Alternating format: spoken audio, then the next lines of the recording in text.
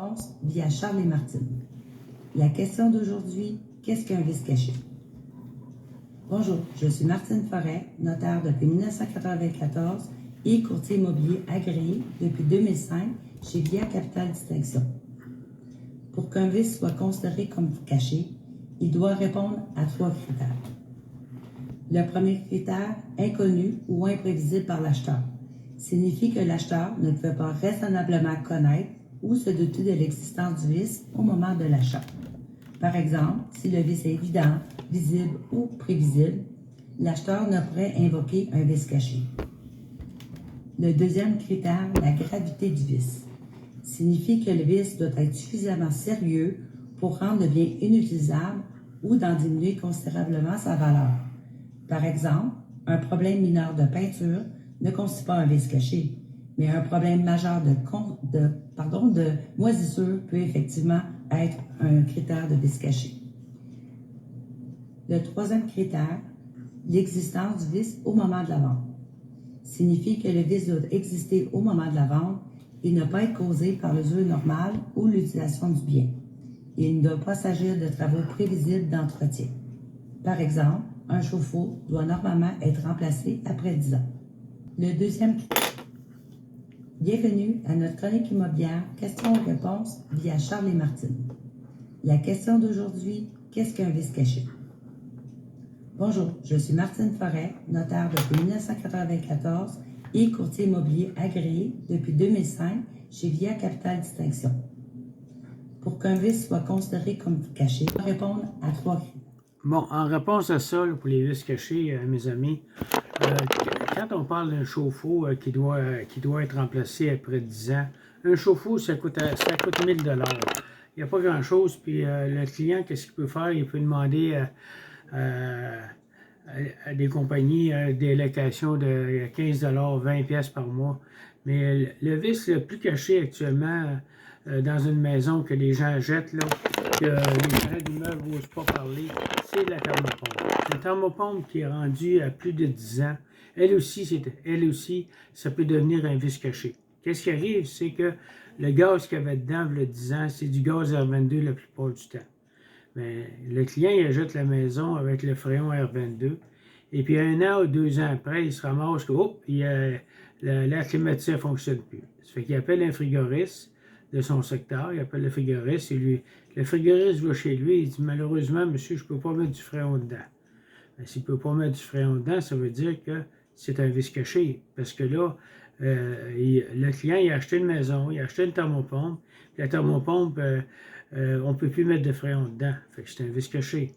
Mais par contre, le client, il faut qu'il fasse, là, il faut qu'il change la fournaise, il faut qu'il change la ligne de fréon, il faut qu'il change la thermopompe, puis il faut qu'il change le thermostat. C'est un investissement de certaines compagnies qui peut aller entre 12 et 15 000 $. Le client il a acheté sa maison, ça fait 2 ans, 3 ans. C'est que le 12 à 15 000 $, il a acheté sa maison avec un petit dépôt de 5 à 10 %. La compagnie prêteuse, elle n'avait plus prêté à ce client-là. Pourquoi? Parce qu'il n'y a pas d'équité sur sa maison. Ça fait qu'il est pris pour prendre un prêt personnel. Un prêt personnel, il va coûter des compagnies qui financent les thermopompes. Aujourd'hui, ce n'est pas les banques. Ça va coûter environ 12 %. Mais 12 % sur une période de 10 ans, ça va coûter un gros paiement. Et puis là, ben, il n'est plus capable de... Il n'est pas capable de faire le paiement. Qu'est-ce qu'il fait, le client? Il est très mal pris. La plupart du temps, ben, nous autres, on ramasse le client. Le client, ben, il n'est pas capable de remplacer cette thermopompe. Fait que ça devient un vice caché. Parce que beaucoup d'agents d'immeubles, malheureusement, ils n'en parlent pas de ça. Tout ce qu'il dit, ben, tu appelles un agent d'immeuble, avez-vous une acceptation pour votre maison? Mais la plupart du temps, si vous ne demandez pas d'inspection des inspecteurs en bâtiment, ça va aller plus vite, vous allez avoir la maison tout de suite. Les inspecteurs en bâtiment, ils ont eu des plaintes pour ça actuellement, ils sont obligés d'aviser le client que le système est à remplacer. Comme un chauffe-eau qui va être à remplacer après 10 ans, ce qui est normal.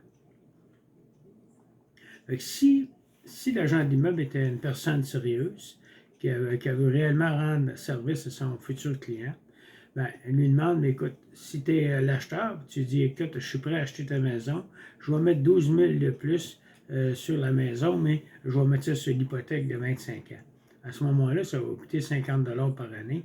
Puis il va être protégé pour les 10 prochaines années à venir, parce qu'une thermopompe, après 10 ans, 12 ans, ben, c'est à remplacer. C'est comme un auto qui est rendu à 400 000 km, ben, c'est à remplacer. Fait que pour sa protection, c'est qu'il part avec une maison avec une hypothèque de 25 ans, avec un chauffage neuf. Ça, c'est le meilleur conseil qu'un inspecteur en bâtiment va donner à son client. Qu'un agent d'immeuble devrait donner à son client aussi. Les agents d'immeuble ils ont été avertis de ça. Moi, j'ai fait une plainte à l'OACQ. J'ai fait une plainte aux inspecteurs en bâtiment. Vous irez voir sur le site Internet de l'OACQ et puis les inspecteurs en bâtiment. Ils disent que c'est normal. Fait que, à titre informatif, là, demandez à l'agent d'immeuble. La plupart du temps, tu leur demandes, là, le système, il y a 12 ans, c'est bon pour 25 ans. C'est pas bon pour 25 ans, une thermopompe. C'est bon pour 12 ans, 15 ans maximum. Puis quand tu es rendu à cet âge-là, ben, elle est plus performante. Surtout les anciennes thermopompes sont moins performantes. Les nouvelles thermopompes, les autres, là, c'est des nouvelles thermopompes à débit horizontal, ce qui veut dire qu'il n'y a pas de neige qui rentre dedans. Et puis à ce moment-là, ces nouvelles thermopompes-là, ils fonctionnent jusqu'à moins 30. À moins 30 dehors, il y a un élément électrique qui est dedans pour chauffer l'huile s'il fait très froid. Fait qu'à ce moment-là, ben, à moins 30 dehors, tu peux plier ça sur une génératrice, ta thermopompe facilement. Puis c'est pour la protection du client aussi. Fait que c'est ça que je voulais vous mentionner ce matin. Je sais qu'il y a des agents d'immeubles qui n'aiment pas ça, des fois que je mentionne ça.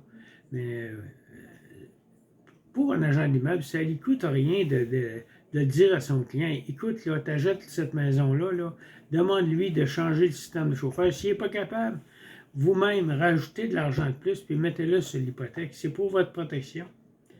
Hein, on s'en va, mettons, sur un dealer, on achète un automobile. Ben, le dealer il va dire, hey, c'est une Mercedes, elle a 400 000 km. La compagnie de finance, là, elle ne financera pas ça. Elle va dire 400 000 km, là, on ne finance pas ça. Une maison ne devrait pas être financée avec un système de chauffage qui est désuet et puis qui est trop vieux. Fait que ça met le futur acheteur dans une mauvaise situation financière. C'est ça que j'avais à vous dire. Ceci est à titre informatif. Puis je veux pas condamner les agents d'immeuble. Je veux juste que certaines personnes, au moins, avisent le client de se garder de l'argent s'ils sont pas capables, de se garder de l'argent, au moins 10 à 12 000 $ pour faire remplacer le système de chauffage. Puis après 10 ans, bien, idéalement, ce serait de le changer pour le mettre sur l'hypothèque. Je vous souhaite une bonne journée. Merci.